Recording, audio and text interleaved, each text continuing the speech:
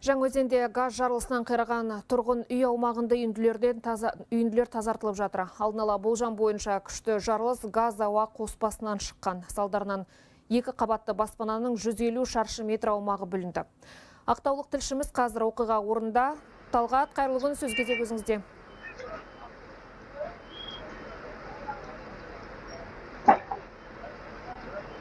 Қайырлы күн, әріптестер.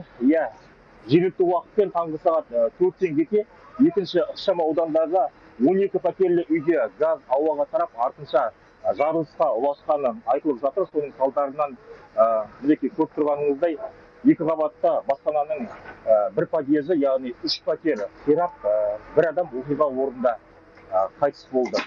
Марқұмның 29 жастағы ер адам екендігі айтылып жатыр. Бұдан басқа тағы 12 тұрғын зардап шеккен, соның 5-еуі Жаңаөзен қалалық ауруханасына жеткізілген.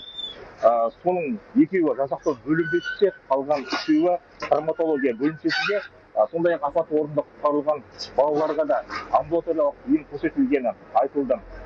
Бұл баспана қазіргі уақытта көгілдір отын құбырынан ажыратылған.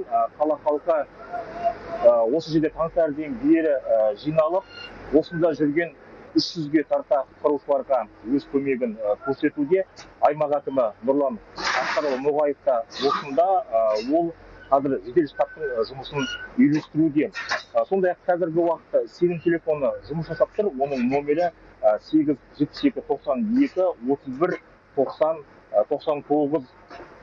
Сондай-ақ тағы ақпаратты қоса кетейін. Әлгінде ғана ресми жарияланған бұл Қазмұнайгаз ұлттық компаниясының осы Жаңаөзенде болған оқыс оқиға салдарынан баспанасыз қалған тұрғындарға жаңа пәтер беретіндігі жайлы ресми мәлімет тарап жатыр. Сондай-ақ зардап шеккендерге де барлық тиісті көмек көрсететін болатындығы да айтылды.